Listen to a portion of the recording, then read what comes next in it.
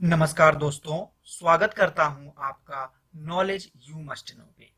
देखो, अभी हाल ही में व्हाट्सएप ने फेसबुक के साथ अपने यूजर्स का डेटा शेयर करने की बात कही थी और बोला था कि 8 फरवरी तक आप लोग ये टर्म्स एंड कंडीशन आप लोग इसे एग्री कर दीजिए या तो फिर व्हाट्सएप को छोड़ दीजिए। बहुत सारी कंट्रोवर्सी होने के बाद ये डेट 15 मई तक बढ़ा दी गई है। तो अभी यहाँ पे लोगों के अंदर अपनी प्राइवेसी और डेटा प्रोटेक्शन को लेके बहुत सारे यहाँ पे डिबेट स्टार्ट हो गई है। और इस डिबेट को हम थोड़ा आगे बढ़ाते हैं, समझते हैं यहाँ पे कि इंडिया में क्या प्रोविजन है प्राइवेसी को लेके, डेटा प्रोटेक्शन को लेके। तो इस वीडियो में बहुत कुछ जानने के लिए है, तो हम वीडियो की स्टार्टिंग करते हैं। देखो, इंडिया में वैसे 45 करोड़ से ज्यादा यूजर व्हाट्सएप के हैं। व्हाट्सएप प्राइवेसी के ऊपर जो कंट्रोवर्सी है उस पर मैंने ऑलरेडी वीडियो बना रखा है, आप लोग उसे देख सकते हैं। बहुत से मैसेजिंग जो सर्विस हैं वो बहुत सारे हो गए हैं। व्हाट्सएप हो गया, सिग्नल हो गया, टेलीग्राम हो गया, जो प्राइवेसी रखने का अपने यूजर्स से प्रॉमिस करते हैं कि भाई हम आपको प्राइवेसी की आपकी फुल गारंटी लेते हैं। कुछ दिन पहले व्हाट्सएप, जिसकी पेरेंट कंपनी फेसबुक है, तो व्हाट्सएप जो था उन्होंने अपने यूजर्स के डेटा को फेसबुक के साथ शेयर करने के लिए टर्म्स एंड पॉलिसी को एक्सेप्ट करना मैंडेटरी कर दिया था। बहुत विवाद होने के बाद और काफी हद तक लोगों को सिग्नल या टेलीग्राम जैसे ऐप पर इनका ट्रांजिशन होने के बाद इसने इस प्राइवेसी को 15 मई तक के लिए डिले कर दिया है। लेकिन यहाँ देखना अब जरूरी है कि प्राइवेसी और डेटा पर गवर्नमेंट का क्या अप्रोच है या क्या अप्रोच होना चाहिए। देखो, यहाँ पे द हिंदू का एक आर्टिकल भी है, प्राइवेसी एंड सर्विस। यहाँ पे data localisation is not the only approach towards protecting data privacy. यहाँ पे देखो, आप लोग एक चीज ये समझना टर्म जरूरी है कि डेटा लोकलाइजेशन क्या होता है।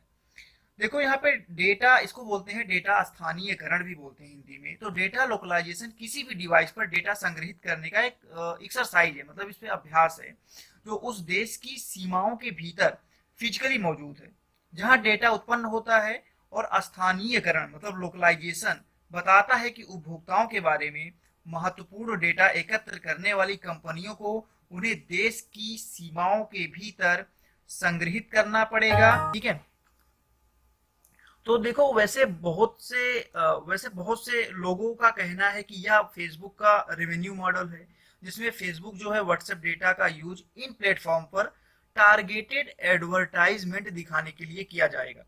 वैसे भी फेसबुक, इंस्टाग्राम, व्हाट्सएप तीनों का इंटीग्रेशन करने की बात तो चल ही रही है। और जहां फेसबुक और इंस्टाग्राम का इंटीग्रेशन ऑलरेडी हो गया है कि यदि आप लोग इंस्टाग्राम से डायरेक्ट फेसबुक पे मैसेज कर सकते हैं, फेसबुक से इंस्टाग्राम पे मैसेज कर सकते हैं, तो व्हाट्सएप का भी इंटीग्रेशन जो है जल्द ही किए जाने की बात जो है वहां पे मार्क जुकरबर्ग जो फेसबुक के को फाउंडर है उनके द्वारा की गई थी।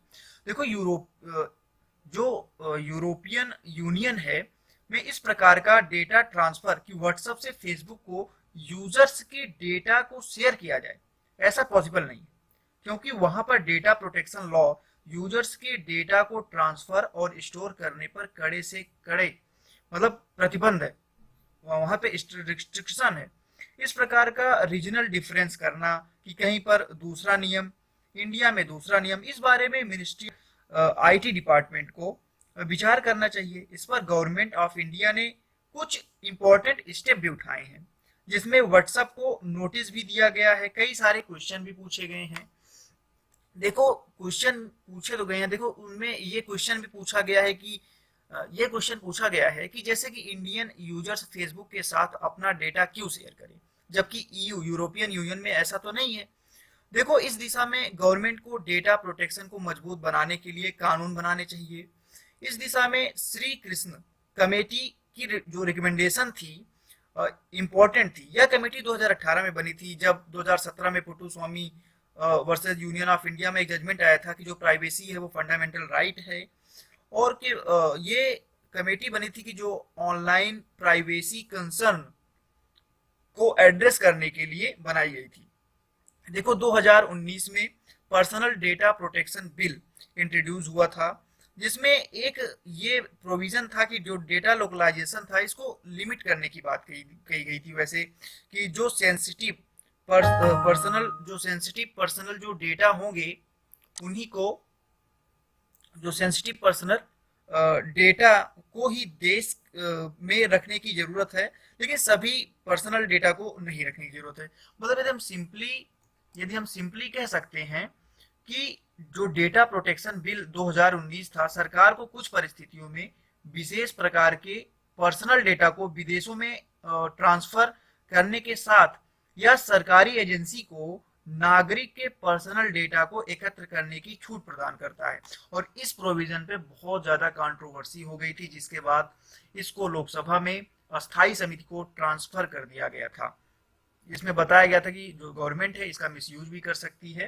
देखो, जबकि जो श्री कृष्णा जो कमेटी थी उनके द्वारा जो ड्राफ्ट बताया गया था उससे में ये प्रोविजन नहीं था। उसमें ये बताया गया था कि जो पर्सनल डेटा को देश के अंदर ही संरक्षित करने का प्रावधान होना चाहिए, चाहे वो पर्सनल डेटा हो, चाहे वो सेंसिटिव इंपॉर्टेंट डेटा हो, दोनों प्रकार के डेटा को इंडिया में ही इसको रिजर्व रखने की जरूरत है। और देखो, लेकिन जबकि जो पर्सनल डेटा प्रोटेक्शन में ओनली सेंसिटिव पर्सनल डेटा को ही रेफरेंस में इसे मैंडेटरी किया गया है, सभी को नहीं किया गया है। और बाद में इस बिल को अस्थायी समिति को भी भेज दिया गया था लोकसभा में। और लास्ट ईयर अक्टूबर में समिति ने फेसबुक हो गया, अमेजोन हो गया, पेटीएम, गूगल जैसी कंपनियों से उनसे विचार मांगे गए थे। अमेजोन ने कोविड-19 का रीजन बताया था कि इस टाइम पे जो विशेषज्ञ थे, आप लोगों को याद होगा कि अमेरिका से भारत नहीं जा सकते क्योंकि इस समय जो कोविड-19 है उसकी समस्या चल रही है। वैसे ये इंडिया के लिए मतलब सही भी होगा कि आज की सिचुएशन देखते हुए तो लग ही रहा है कि लोगों की प्राइवेसी और डेटा सुरक्षित रहे।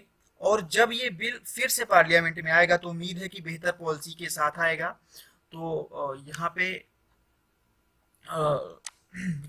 आशा करता हूँ कि आपको इस वीडियो में बहुत कुछ यहीं तक आज सीखते हैं, फिर इस पे कभी और भी डिबेट करेंगे कि वर्ल्ड में इसके बारे में क्या रिएक्शन है।